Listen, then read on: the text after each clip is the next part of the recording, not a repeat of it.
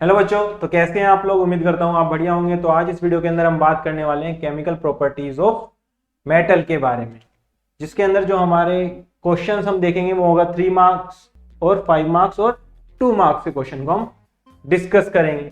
लेकिन यदि आपने अभी तक इस चैप्टर का one shot MCQ assertion reason case study based question नहीं देखे हैं तो उनको भी देखें, ताकि आपको अच्छे से जो है चैप्टर अच्छे से क्लियर हो जाए। चलिए वीडियो को शुरू करते हैं। पहला क्वेश्चन सबसे पहला यहाँ पे पूछा गया है आपसे 2012 के अंदर। ठीक है, 2012 में आपसे क्वेश्चन पूछा गया है कि define amphoteric oxides. Amphoteric oxides को डिफाइन करिए और 2 एग्जांपल दीजिए इस तरह के ऑक्साइड के। ठीक है बेटे, तो हमें एम्फोटेरिक ऑक्साइड्स को डिफाइन करना है और साथ ही साथ 2 एग्जांपल देने हैं एम्फोटेरिक ऑक्साइड्स के। तो चलिए बात करते हैं। तो एम्फोटेरिक ऑक्साइड होते क्या है। Some metal oxides show both acidic as well as basic behaviour, यानी कुछ मेटल के ऑक्साइड्स ऐसे होते हैं जो एसिडिक के साथ साथ बेसिक दोनों के दोनों बिहेवियर को शो करते हैं। और इन्हीं मेटल के ऑक्साइड को जो रिएक्ट कर सकें both acid as well as base के साथ, सॉल्ट प्रोड्यूस करें और साथ में वाटर प्रोड्यूस करें, इसी तरह के मेटल के ऑक्साइड्स को हम एम्फोटेरिक ऑक्साइड्स कहते हैं। मतलब amphoteric oxides are those oxides which can react with both acid and base. ठीक है बच्चों, तो जैसा एग्जांपल यहाँ पे दिया है, 2 एग्जांपल दिए हैं यहाँ पे। क्या? एल्यूमिनियम ऑक्साइड और जिंक ऑक्साइड। एल्यूमिनियम ऑक्साइड और जिंक ऑक्साइड क्या होते हैं? एम्फोटेरिक होते हैं। क्या होते हैं? एम्फोटेरिक ऑक्साइड होते हैं। एम्फोटेरिक ऑक्साइड होते हैं। ठीक है बच्चों, एम्फोटेरिक ऑक्साइड हो जाएंगे। जैसे Al2O3 यानी एल्यूमिनियम ऑक्साइड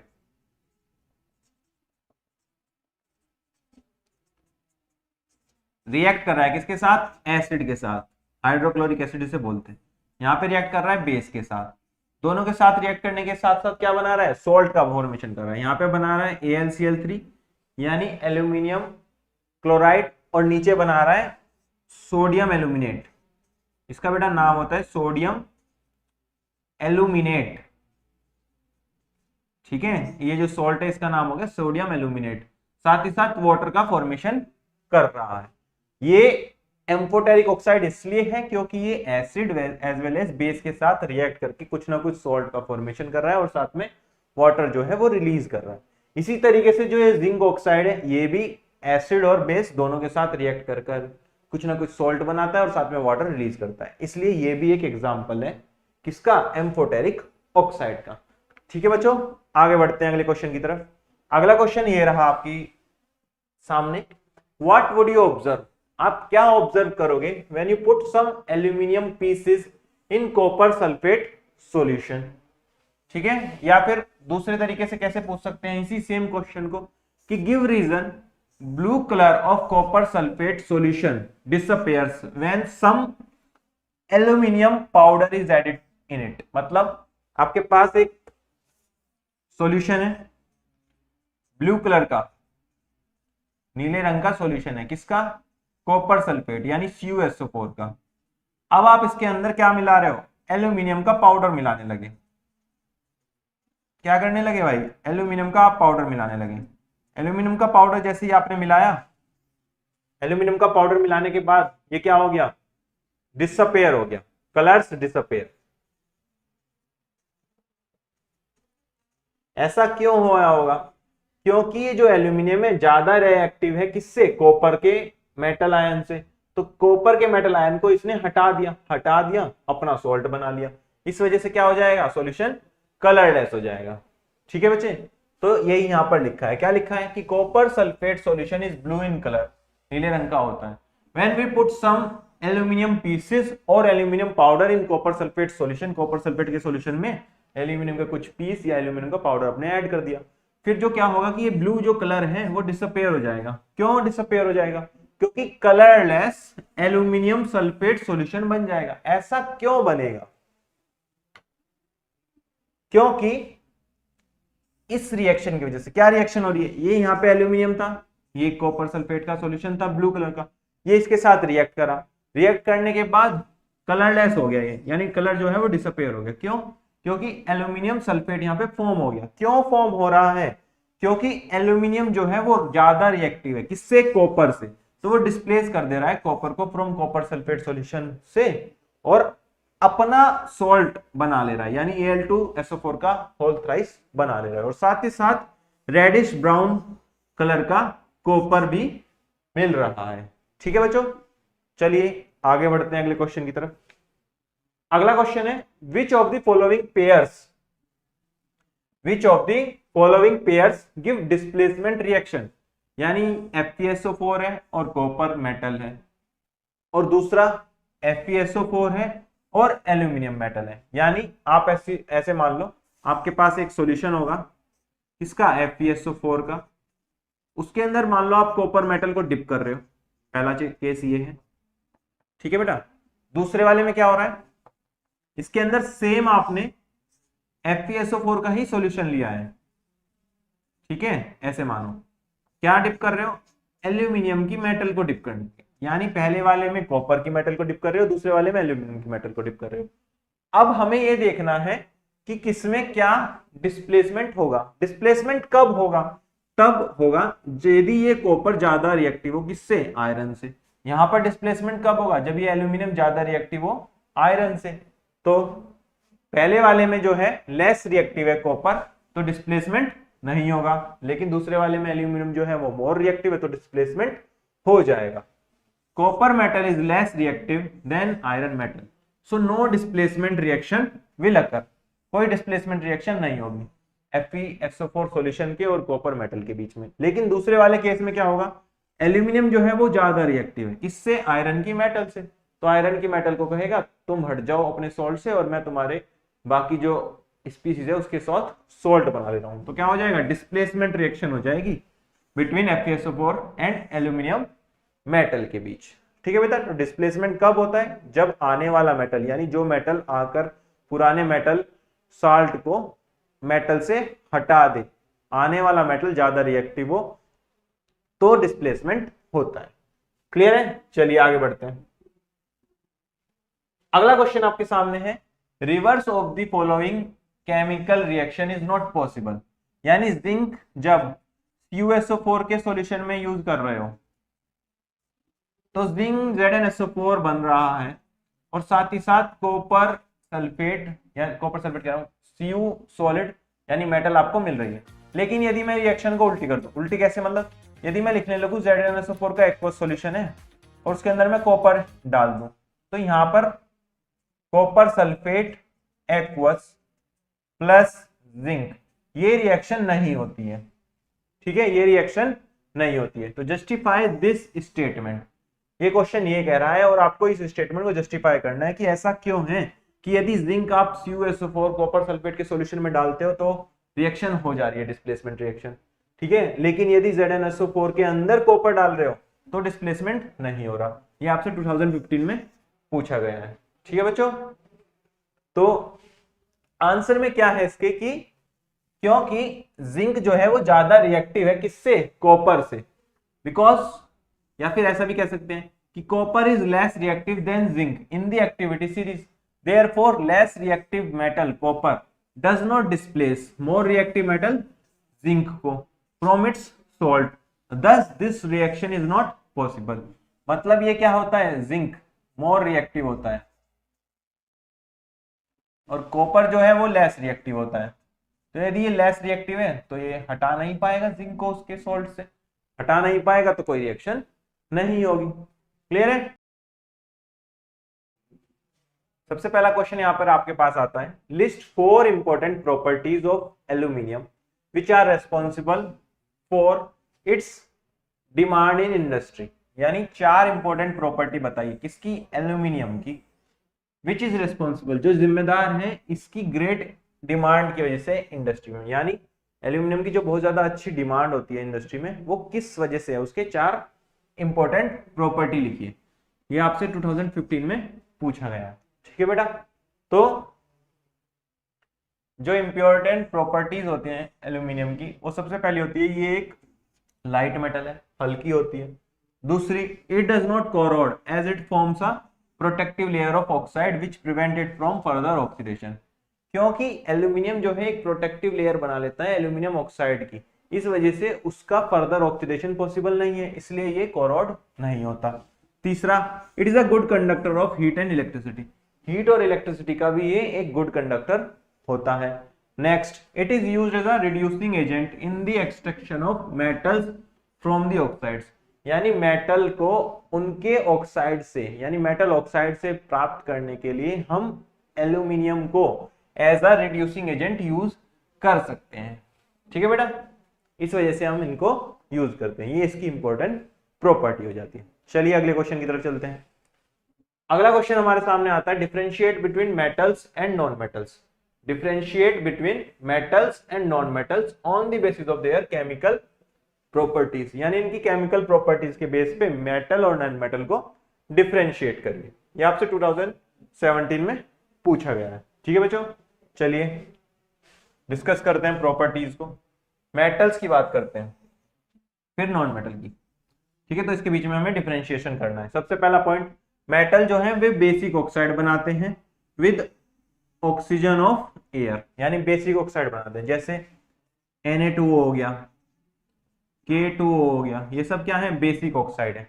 लेकिन जो नॉन मेटल्स हैं वो एसिडिक ऑक्साइड्स बनाते हैं विद ऑक्सीजन, जैसे CO2 हो गया, SO2 हो गया, ये सब क्या है, एसिडिक ऑक्साइड है। ये सब क्या है, बेसिक ऑक्साइड है। Metals can displace hydrogen from dilute acid, मतलब मेटल जब किसके साथ रिएक्ट कर रहा है, डाइल्यूट एसिड के साथ, यानी HCl के साथ रिएक्ट कर ले, H2SO4 के साथ रिएक्ट कर ले, तो हाइड्रोजन गैस का फॉर्मेशन होता है। क्यों होता है, क्योंकि वो हाइड्रोजन को डिस्प्लेस कर देते हैं। लेकिन जो नॉन मेटल्स होते हैं वो डिस्प्लेस नहीं करते, किसको, हाइड्रोजन को, फ्रॉम डाइल्यूट एसिड्स। क्लियर एकदम। चलिए अगले पॉइंट की तरफ चलते हैं। अगला पॉइंट क्या है, metal show displacement reactions on the basis of their reactivity series, यानी मेटल्स जो है रिएक्शन शो करती है रिएक्टिविटी सीरीज के ऊपर। जैसे कि हमने देखा है भाई, डिस्प्लेसमेंट रिएक्शन में रिएक्टिविटी सीरीज का बहुत इंपॉर्टेंट रोल है, यानी कितना ज्यादा मेटल रिएक्टिव होगा वो उतना ज्यादा डिस्प्लेसमेंट कर देगा इजीली। ठीक है, लेकिन जो नॉन मेटल्स होते हैं वो इस तरह के डिस्प्लेसमेंट रिएक्शंस को शो नहीं करते हैं। क्लियर है बेटा, चलिए आगे बढ़ते हैं। अगला क्वेश्चन यहां हमारे पास आता है, a reddish brown coloured metal, एक रेडिश ब्राउन कलर्ड मेटल है जो यूज करा जाता है इलेक्ट्रिकल वायर में, when powdered and heated strongly in an open china dish, यानी एक चाइना डिश में आप उसे यदि हीट करते हो तो वो ब्लैक कलर का हो जाता है। कैसा हो जाता है, ब्लैक कलर का। When hydrogen gas is passed over this black substance, ठीक है, जब इस ब्लैक सब्सटेंस, यहाँ पे बेटा ब्लैक होगा, जब इस ब्लैक सब्सटेंस के ऊपर आप हाइड्रोजन गैस को पास करोगे तो ये रीगेन कर लेगा उसका ओरिजिनल कलर को। ठीक है, यानी दोबारा रेडिश ब्राउन कलर का हो जाएगा। तो based on the above information, यानी जो आपको ये अबव इंफॉर्मेशन दी है इसके बेसिस पे कुछ आंसर कीजिए कुछ क्वेश्चंस की। पहला question, name the metal, metal का नाम बताइए, और ब्लैक कलर्ड सब्सटेंस जो फॉर्म हो रहा है उसका भी नाम बताइए। दूसरा, बैलेंस्ड केमिकल रिएक्शन लिखिए या इक्वेशन लिखिए फॉर बोथ दी रिएक्शंस, उसके लिए रिएक्शन भी लिखनी है। ये आपसे 2014 में पूछा गया है। ठीक है बेटा, चलिए, तो जो रेडिश ब्राउन कलर की मेटल है जो यूज करी जाती है इलेक्ट्रिकल वायर में वो है कॉपर, यानी Cu। ठीक है बेटा, when copper is heated strongly in air, जब इसे एयर में हीट करते हैं तो ये कंबाइन हो जाती है ऑक्सीजन के साथ और क्या बना लेती है, कॉपर ऑक्साइड बना लेती है, जो कि कैसा है, ब्लैक कलर का है, यानी copper oxide CuO black colour का हो गया। ठीक है, रिएक्शन की बात कह रहा था दूसरे में, क्या होगा रिएक्शन, कॉपर जो है ऑक्सीजन के साथ रिएक्ट करेगी, क्या बना लेगी, CuO, यानी कॉपर ऑक्साइड बना लेगी, जो कि कैसा होता है, ब्लैक कलर का होता है। कैसा होता था, ब्लैक कलर का। ठीक है, अब जो है ये CuO H2 के साथ रिएक्ट करेगा और दोबारा से क्या बना लेगा, कॉपर बना लेगा, जो कि रेडिश ब्राउन हो जाएगी, यानी ये रिवर्स कर देगा। इस रिएक्शन को रिवर्स करने के लिए H2 ऐड कर देंगे। ठीक है बेटा, तो चलिए अगले क्वेश्चन की तरफ बढ़ते हैं। अगला क्वेश्चन ये रहा। अगला क्वेश्चन क्या है, right balanced equations for the reactions of, कुछ रिएक्शन दिए पहले दूसरी तीसरी पार्ट में, इनकी बैलेंस्ड इक्वेशन लिखनी है। ये जो आपसे क्वेश्चन है वो 2012 में पूछा गया है। ठीक है बेटा, तो पहला, aluminium when heated in air, जब एल्यूमिनियम को हीट करें किसके अंदर, एयर के अंदर, तो प्रोडक्ट बनेगा उसका नाम बताइए। दूसरा, आयरन विद स्टीम, आयरन को स्टीम के साथ रिएक्ट करा रहे हैं तो उसके प्रोडक्ट का नाम बताइए। लास्ट में, जब कैल्शियम को वाटर के साथ रिएक्ट करा रहे हैं तो क्यों calcium start floating in water, ऐसा क्यों होता है कि कैल्शियम जो है स्टार्ट कर देती है फ्लोटिंग करना वाटर में।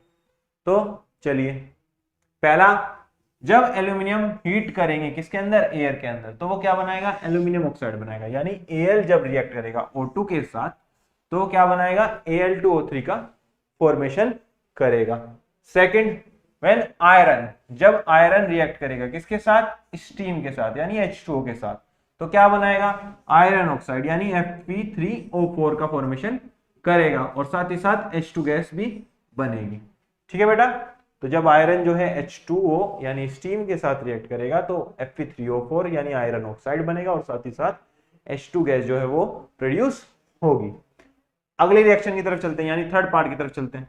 थर्ड पार्ट क्या है, the reaction of calcium with water is less violent and the heat evolved in the reaction is not sufficient for hydrogen to catch fire. मतलब जो हीट निकल रही है वो इतनी सफिशिएंट नहीं है कि वो हाइड्रोजन को क्या कर दें, आयर में, मतलब फायर में कन्वर्ट कर दे, यानी कैच कर ले फायर हाइड्रोजन, ऐसा नहीं हो रहा है। So calcium starts floating in the water, water में कैल्शियम क्या करने लगती है, फ्लोट करने लगती है, because the bubble of oxygen, the bubble of hydrogen, sorry, bubble of hydrogen gas क्योंकि प्रोड्यूस हो रही है, तो bubble of hydrogen gas formed हुए stick to the surface of the metal, metal को स्टिक करेंगे ताकि वो सरफेस पे रहे। यानी कैल्शियम जब रिएक्ट करेगा H2 के साथ तो वो COH का होल ट्वाइस बनाएगा, साथ में H2 गैस रिलीज होगा तो वो फ्लोट करने लगेगी। ठीक है, चलिए अगले क्वेश्चन की तरफ चलते हैं। अगला क्वेश्चन क्या कह रहा है, on placing a piece of aluminium metal, on placing a piece of aluminium metal in the solution of mercuric chloride it acquires a shiny silvery surface, but when it is placed in a solution of magnesium sulfate no change is observed, explain। मतलब हमें क्या बताना है कि जब हम aluminium के metal को रखते हैं मर्क्यूरिक क्लोराइड के सॉल्यूशन में तो एक शाइनी सिल्वरी सरफेस हमें दिखने को मिलती है, लेकिन जब हम इसे सेम एल्यूमिनियम की मेटल को मैग्नीशियम सल्फेट के सॉल्यूशन में रखें तो क्या होगा, कोई चेंज हमें ऐसा देखने को नहीं मिलता। एक्सप्लेन करिए इसे। तो ऐसा क्यों होता है कि एल्यूमिनियम जो है वो ज्यादा रिएक्टिव है किससे, मरकरी से। Aluminium is more reactive than mercury. इसकी वजह से क्या कर देगी, डिस्प्लेस कर देगी मरकरी को फ्रॉम मर्क्यूरी क्लोराइड सॉल्यूशन से। This mercury deposited on the aluminium, तो फिर वो मरकरी जो है वो डिपॉजिट हो जाएगी किसके ऊपर, एल्यूमिनियम के ऊपर, और उसे एक सिल्वरी शाइनिंग देगी। क्या देगी, सिल्वरी शाइनिंग। जबकि एल्यूमिनियम जो है वो लेस रिएक्टिव है किससे, मैग्नीशियम से, तो एल्यूमिनियम उसे डिस्प्लेस नहीं कर पाएगी मैग्नीशियम को फ्रॉम मैग्नीशियम सल्फेट से, और ऐसा नहीं कर पाएगी तो कोई हमें चेंज देखने को नहीं मिलेगा। मतलब पहले वाले में डिस्प्लेसमेंट हो रहा है, इस वजह से वो शाइनी सरफेस क्रिएट हो रही है, लेकिन दूसरे वाले में डिस्प्लेसमेंट नहीं हो रहा है तो वो रिएक्शन ही नहीं हो पा रही। रिएक्शन नहीं हो रही तो चेंज कैसे ऑब्जर्व होगा। ठीक है बेटा, चलिए आगे बढ़ते हैं अगले क्वेश्चन की तरफ। अगला क्वेश्चन है, why does zinc react with sulphuric acid, why zinc react with sulphuric acid यानी H2SO4 to give hydrogen gas but copper doesn't. ठीक है, ऐसा क्यों हो रहा है, क्योंकि जिंक जो है वो ज्यादा रिएक्टिव है किससे, हाइड्रोजन से, hence it can react with sulphuric acid to give hydrogen gas. यानी H2SO4 और जिंक आपस में रिएक्ट करके क्या बना लेते हैं, ZnSO4, साथ ही साथ H2 गैस जो है वो रिलीज हो जाती है। क्यों, क्योंकि जिंक जो है मोर रिएक्टिव है, क्या है, more reactive than hydrogen, more reactive than hydrogen. ठीक है, लेकिन जो कॉपर है वो लेस रिएक्टिव है किससे, हाइड्रोजन से, less reactive then hydrogen, hydrogen से कम रिएक्टिव है। कम रिएक्टिव है तो डिस्प्लेस नहीं कर पाएगा, डिस्प्लेसमेंट नहीं करेगा तो रिएक्शन नहीं होगी। क्लियर है, चलिए आगे बढ़ते हैं अगले क्वेश्चन की तरफ। अगला क्वेश्चन हमारे सामने आ रहा है, सैंपल ऑफ 4 मेटल, हमारे पास 4 मेटल है A, B, C और D were taken and added to the following solution one by one। कुछ सॉल्यूशन के अंदर इन मेटल्स को ऐड करा है, तो हमारे पास कुछ रिजल्ट ऑब्टेन हुए जिसे हमने टेबल में लिख लिया है। ठीक है, अब इस टेबल की मदद से आंसर कीजिए कि सबसे ज्यादा रिएक्टिव मेटल कौन सी होगी, और क्या आप ऑब्जर्व करोगे यदि बी को ऐड कर दे हम कॉपर सल्फेट के सॉल्यूशन में, और तीसरा ए बी सी डी जो ये मेटल्स हैं इनको अरेंज करो डिक्रीजिंग रिएक्टिविटी के ऑर्डर में। ठीक है बेटा, तो सबसे पहले देखेंगे कौन किससे ज्यादा रिएक्टिव आ रहा है। ए में यदि ए को हम आयरन सल्फेट में डालते हैं तो कोई रिएक्शन नहीं होती, दूसरे बार हम कॉपर में डाल रहे हैं तो रिएक्शन हो रही है। इसका मतलब जो ए है, इसका मतलब जो ए है वो कॉपर से ज्यादा रिएक्टिव है तभी तो रिएक्शन हो रही है। तो पहले वाली टेबल से हम ये वाला पॉइंट लिख सकते हैं। दूसरा, बी डिस्प्लेस कर रहा है किसको, आयरन सल्फेट को, यानी बी जो है आयरन से ज्यादा रिएक्टिव है। क्या है, आयरन से ज्यादा रिएक्टिव है, लिख लो आयरन से ज्यादा रिएक्टिव। क्लियर है, पीछे चलते हैं दोबारा। आगे कह रहा है जिंक के साथ कोई रिएक्शन नहीं कर रहा, कौन, बी। इसका मतलब जो बी है वो जिंक से कम रिएक्टिव है, जब भी तो रिएक्शन नहीं कर रहा। ठीक है, अगला सी की बात करें तो सी आयरन के साथ कोई रिएक्शन नहीं करता, कॉपर के साथ कोई रिएक्शन नहीं करता, जिंक के साथ कोई रिएक्शन नहीं करता, लेकिन सिल्वर के साथ रिएक्शन करता है। इसका मतलब जो सी है वो सिल्वर से ज्यादा रिएक्टिव है, यानी एजी से ज्यादा रिएक्टिव है। क्लियर है। अगला डी में क्या हो रहा है, कहीं पर भी कोई रिएक्शन नहीं हो रही, इसका मतलब डी जो है वो सबसे कम रिएक्टिव है। डी क्या हो गया, सबसे कम रिएक्टिव हो गया। तो रिएक्टिविटी का ऑर्डर लगाएं तो डी सबसे नीचे आ जाएगा। उससे ज्यादा कौन है रिएक्टिव, उससे ज्यादा रिएक्टिव है सी, क्योंकि एजी से ज्यादा रिएक्टिव है। फिर उससे ज्यादा रिएक्टिव कौन है, फिर जिंक है, कॉपर है, कॉपर से ज्यादा ए है, और हमें पता है कॉपर से ज्यादा जिंक होता है, तो फिर क्या आएगा, ए आएगा, और सबसे पहले बी आ जाएगा। तो ये रिएक्टिविटी का ऑर्डर हो गया। ठीक है, ये हमने अभी तक कंक्लूड कर लिया। तो क्वेश्चन में क्या पूछा है कि which is the most reactive metal, कौन सबसे ज्यादा रिएक्टिव मेटल है, तो बी सबसे ज्यादा रिएक्टिव हो गया, तो B is the most reactive metal. Next question क्या है, if B is added to solution of copper sulphate, यदि B को कॉपर सल्फेट के सॉल्यूशन में डाल दें। अब देखो B जो है ज्यादा रिएक्टिव है किससे, कॉपर से, क्योंकि B यदि आयरन से ज्यादा रिएक्टिव है तो वो कॉपर से तो ज्यादा रिएक्टिव होगा ही, क्योंकि कॉपर की रिएक्टिविटी ज्यादा होती है आयरन की रिएक्टिविटी ज्यादा होती है कॉपर से, तो इसका मतलब B तो सबसे रिएक्टिव हो गया। तो B डिस्प्लेस कर ही देगा किसको, कॉपर मेटल को कॉपर सल्फेट सॉल्यूशन से।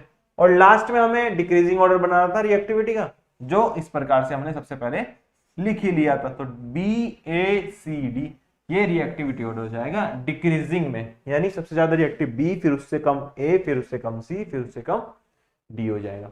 ठीक है बेटा, तो चलिए अगले क्वेश्चन की तरफ चलते हैं। अगला क्वेश्चन हमारे सामने आ रहा है, a thin zinc plate was kept in a glass container having CuSO4 solution। एक जिंक की प्लेट है, उसे हमने रख दिया एक ग्लास कंटेनर में जिसके अंदर कॉपर सल्फेट का सॉल्यूशन है। ऑन एग्जामिन मतलब हमने जांचने के बाद देखा, it is found that the blue colour of the solution is getting lighter and lighter, यानी कुछ समय बाद उसका कलर जो है वो हल्का होता जा रहा है, फिर और हल्का होता जा रहा है। आफ्टर अ फ्यू डेज, कुछ दिनों बाद, when the zinc plate was taken out of the solution, जब जिंक की प्लेट को सॉल्यूशन से बाहर निकाला तो a number of small holes were noticed in it, state the reason and write chemical equation of the reaction. ये आपसे 2014 में इस तरीके से क्वेश्चन पूछा गया है। या फिर दूसरे तरीके से कैसे पूछ सकते हैं, when a strip of zinc metal is put in a copper sulfate solution, the blue color of the copper sulfate fades gradually। why? क्योंकि डिस्प्लेसमेंट रिएक्शन हो गई भाई, क्या हो गई, डिस्प्लेसमेंट रिएक्शन हो गई है, इस वजह से। A strip of zinc metal is put in a copper sulfate solution, the blue color of the copper sulfate solution fades gradually, धीरे धीरे फेड होने लगा। क्यों, क्योंकि फॉर्मेशन होने लगा वहां पे कलरलेस जिंक सल्फेट सॉल्यूशन का। क्यों? क्योंकि जिंक जो है ज्यादा रिएक्टिव है किससे? कॉपर से। कॉपर से ज्यादा रिएक्टिव है तो उसे डिस्प्लेस कर देगा। तो zinc displaces copper from copper sulphate solution. Zinc metal is consumed and hence a number of small holes were formed in the zinc strip. Zinc strip के अंदर छोटे छोटे होल्स हो जाएंगे क्योंकि जिंक जो है उस मेटल से निकलकर इसके साथ कंबाइन हो गया। तो कॉपर सल्फेट का जो ब्लू सॉल्यूशन था वो जिंक के साथ रिएक्ट करके क्या बना लेगा? ZnSO4 का कलर्ड सॉल्यूशन, और साथ में कॉपर जो है वो बाहर निकल जाएगी। ऐसा क्यों हो रहा है? क्योंकि जो जिंक है वो ज्यादा रिएक्टिव है, मोर रिएक्टिव देन कॉपर, इस वजह से ऐसा हो रहा है। क्लियर है बेटा? चलिए आगे बढ़ते हैं। अगला क्वेश्चन ये रहा हमारे सामने, 2015 में पूछा गया। क्वेश्चन क्या कहता है? You are given samples of 3 metal. आपके पास 3 मेटल के सैंपल हैं। कौन कौन सी मेटल है? एक है सोडियम, एक है मैग्नीशियम, एक दिया है आपको कॉपर। ठीक है, सोडियम Na होता है, मैग्नीशियम Mg होता है, और जो कॉपर है वो Cu होता है। ठीक है, suggest any 2 activities to arrange them in order of decreasing reactivity. यानी 2 एक्टिविटी बताइए जिसकी मदद से हम इसे डिक्रीजिंग ऑर्डर में लिख सके। ठीक है बेटा, तो एक्टिविटी नंबर 1 की बात कि यदि हमारे पास 3 मेटल सोडियम, मैग्नीशियम और कॉपर दी हो तो एक्टिविटी पहली कौन सी लगा सकते हैं ताकि हम रिएक्टिविटी इनकी बता सकें। जब हमारे पास 3 मेटल दी हैं, जब इसे हम मैग्नीशियम क्लोराइड सॉल्यूशन के अंदर सेपरेटली लें तो हमें मिलेगा कि displacement reaction will take place in the following manner. यानी MgCl2 के सॉल्यूशन में यदि हम Na को डालें तो डिस्प्लेसमेंट हो जाएगा, यदि मैग्नीशियम को डालें तो डिस्प्लेसमेंट नहीं होगा, यदि कॉपर को डालें तो डिस्प्लेसमेंट नहीं होगा। क्यों? क्योंकि Na की रिएक्टिविटी सबसे ज्यादा, फिर मैग्नीशियम की, फिर कॉपर की। ऐसा क्यों हो रहा है? क्योंकि Na को तुम डाल रहे हो MgCl2 के सॉल्यूशन में, MgCl2 के सॉल्यूशन में डाल रहे हो तो इसका मतलब जो है वो सोडियम ज्यादा रिएक्टिव है किससे? मैग्नीशियम से, तभी तो उसको डिस्प्लेस कर रही है, तभी तो डिस्प्लेसमेंट रिएक्शन हो रही है। ठीक है, और Mg को MgCl2 में डालोगे तो कोई डिस्प्लेसमेंट रिएक्शन वैसे भी होने वाली है। इस तरीके से यदि कॉपर को डालोगे MgCl2 में तो डिस्प्लेसमेंट रिएक्शन होगी नहीं। क्यों? क्योंकि कॉपर लेस रिएक्टिव है किससे? मैग्नीशियम से। तो हम ये ऑर्डर में सजा सकते हैं इसको, रिएक्टिविटी ऑर्डर की। ठीक है, इस तरीके से हम रिएक्टिविटी पे कमेंट कर सकते हैं। दूसरी एक्टिविटी पे चलते हैं। दूसरी एक्टिविटी क्या करेंगे? देखो यहां लिखा हुआ है ना, Na सबसे ज्यादा है, फिर डिस्प्लेस Mg सॉल्यूशन, तो Na सबसे ज्यादा हो गया। दूसरी activity, when Na Mg Cu are taken in different test tube, so CuSO4 के सॉल्यूशन में लिया गया, किसके अंदर? CuSO4 के अंदर लिया गया। तो अब उसके बाद क्या होता है? Na इसे डिस्प्लेस कर दे रहा है, Mg भी डिस्प्लेस हो जा रहा है, यानी उसके अंदर आ जा रहा है, कॉपर को डिस्प्लेस कर दे रहा है। कॉपर ऐसा नहीं कर रही, इसका मतलब क्या हो गया? ओवरऑल रिएक्टिविटी का ऑर्डर यही हो गया, Na फिर मैग्नीशियम फिर कॉपर, यानी सोडियम फिर मैग्नीशियम फिर कॉपर, ये इनका रिएक्टिविटी का ऑर्डर हो जाएगा। क्लियर है? चलिए आगे बढ़ते हैं। अगला क्वेश्चन हमारे सामने है, I student added few pieces of aluminium metal to a few test tube। 2 test tube हैं A और B। ठीक है, 2 टेस्ट ट्यूब हैं, A test tube, B test tube. इसके अंदर एक स्टूडेंट है 2 एल्यूमिनियम के पीसेस अलग अलग टेस्ट ट्यूब में ऐड करने लग रहा है, जिसके अंदर एक्वस सॉल्यूशन किसका? आयरन सल्फेट और कॉपर सल्फेट का। यहाँ पे आयरन सल्फेट यानी FeSO4 है, यहाँ पे CuSO4 है। ठीक है, in the second part of experiment she added iron metal to other test tube C and D। C और D में भी ऐड करने लगी वो। ठीक है, आयरन को ऐड कर रही है, जिसके अंदर एल्यूमिनियम सल्फेट का सॉल्यूशन है। एल्यूमिनियम सल्फेट है इसके अंदर कॉपर सल्फेट है। इसके अंदर क्या ऐड कर रही है? आयरन ऐड कर रही है, इसके अंदर भी आयरन ऐड कर रही है वो लड़की। इसके अंदर क्या कर रही थी? एल्यूमिनियम ऐड कर रही थी, और यहां पर भी एल्यूमिनियम ऐड कर रही थी। ठीक है, ये हमने क्वेश्चन से समझा। आगे क्या कह रहा है? इन विच टेस्ट ट्यूब और test tube will observe colour change. कौन सी में कलर चेंज वो ऑब्जर्व करेगी? एक्सपेरिमेंट के बेस पे बताइए कि सबसे ज्यादा रिएक्टिव मेटल कौन सी होगी और क्यों होगी। ये आपसे 2018 में पूछा गया है। ठीक है बेटा, क्लियर है? तो होगा क्या कि टेस्ट ट्यूब ए में आयरन सल्फेट है, टेस्ट ट्यूब बी में कॉपर सल्फेट हो गया, टेस्ट ट्यूब सी के अंदर एल्यूमिनियम सल्फेट हो गया और टेस्ट ट्यूब डी के अंदर कॉपर सल्फेट हो गया। ये सब हम समझ चुके हैं। पहले वाले में आयरन सल्फेट, दूसरे वाले में कॉपर सल्फेट, तीसरे वाले में एल्यूमिनियम सल्फेट, लास्ट वाले में भी कॉपर सल्फेट है। ठीक है, अब ए बी डी में चेंज होगा और इसका मतलब क्या है कि एल्यूमिनियम जो है वो डिस्प्लेस कर दे रहा है आयरन को फ्रॉम आयरन सल्फेट से, और आल्सो डिस्प्लेस कर दे रहा है कॉपर सॉल्यूशन को। तो इसका मतलब एल्यूमिनियम जो है वो ज्यादा रिएक्टिव है, किससे? आयरन से और कॉपर से। लेकिन जो सेकंड एक्सपेरिमेंट करा उसके अंदर क्या हुआ, Fe लेस रिएक्टिव है, किससे? एल्यूमिनियम से। तो वो does not displace aluminium from aluminium sulphate solution but displaces copper from copper sulphate solution. Thus aluminium is the most reactive metal. यानी ओवरऑल हो क्या रहा है, पहले वाले में डिस्प्लेसमेंट हो रहा है, कलर चेंज होगा, दूसरे वाले में भी होगा, तीसरे वाले में नहीं होगा, इसमें होगा। क्यों? क्योंकि आयरन ज्यादा रिएक्टिव है, किससे? कॉपर से, तो डिस्प्लेस कर देगा, कलर चेंज हो जाएगा। एल्यूमिनियम ज्यादा रिएक्टिव होता है आयरन और कॉपर दोनों से, तो इसमें डिस्प्लेसमेंट हो जाएगा। लेकिन आयरन जो है वो ज्यादा रिएक्टिव नहीं होता है एल्यूमिनियम से, बल्कि एल्यूमिनियम ज्यादा रिएक्टिव है आयरन से, तो ये रिएक्शन इसलिए नहीं हो पाती, इसलिए डिस्प्लेसमेंट नहीं होगा। क्लियर है? चलिए आगे बढ़ते हैं बेटा। ठीक है, अगले क्वेश्चन की तरफ चलते हैं। अगला क्वेश्चन ये रहा आपके सामने, with the help of level diagram, level diagram की मदद से show the experimental setup of action of steam on a metal. Metal के ऊपर यदि हम स्टीम डालते हैं तो उसका क्या प्रभाव पड़ता है, वो एक एक्सपेरिमेंट सेटअप से बताइए। ये आपसे 2020 में ही पूछा गया है। क्लियर है? चलिए देखते हैं। तो ये रहा वो एक्सपेरिमेंटल सेटअप। इसके अंदर क्या कर रहे हो आप, सबसे पहले एक बर्नर ले रहे हो। ठीक है, क्लियर है? बर्नर ले रहे हो और एक ग्लास वूल को पानी में भिगोकर आपने यहां पे रख दिया और यहां पे आपने ले लिया मेटल का सैंपल। ठीक है, अब जैसे जैसे आप बर्न करोगे तो यहां से ये स्टीम बनेगी इसकी, वाटर की। अब स्टीम बनेगी तो इसके साथ रिएक्ट करेगी, इसके साथ रिएक्ट करेगी तो इसके थ्रू पास होकर यहां पे जाएगी और यहां पर H2 गैस के बबल्स बन रहे हैं। क्या बन रहे हैं? H2 गैस के बबल्स बन रहे हैं। क्या बनने लगे? H2 गैस के बबल्स इसके अंदर बनने लगे वाटर के अंदर। तो हम कह सकते हैं कि जो मेटल का सैंपल है वो H2 के साथ रिएक्ट करके यहाँ पे H2 गैस का फॉर्मेशन कर रहा है। ठीक है बेटा, चलिए पहला क्वेश्चन आपको कह रहा है कि एक second, write balanced chemical equation, balanced chemical equation लिखो to explain what happens when. क्या होगा जब मर्क्यूरिक ऑक्साइड को हीट करेंगे, पहली बात। दूसरी बात, जब मिक्सचर ऑफ कॉपरस ऑक्साइड और क्यूपरस सल्फाइड को हीट करेंगे तब क्या होगा। जब एल्यूमिनियम को रिएक्ट कराएंगे मैग्नीज डाइऑक्साइड के लिए तब क्या होगा।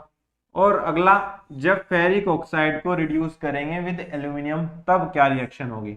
ठीक है, यह क्या बैलेंस्ड इक्वेशन होगी वो लिखनी है।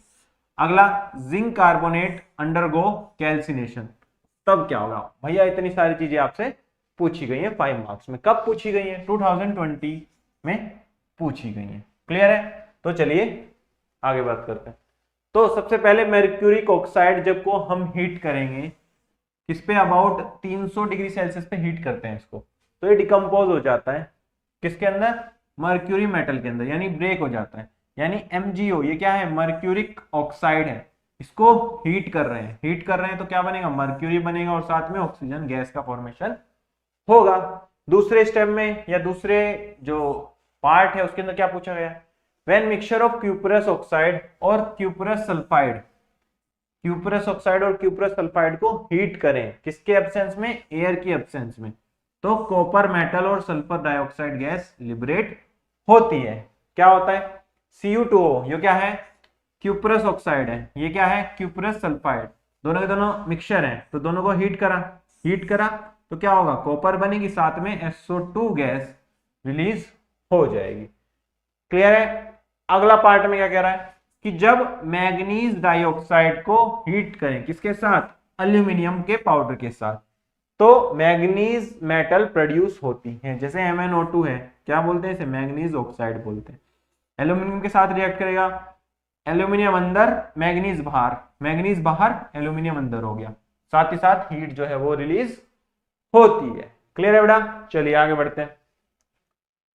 अगला पार्ट, फोर्थ पार्ट क्या कह रहा है कि aluminium reduces ferric oxide to produce iron metal with the evolution of a lot of heat.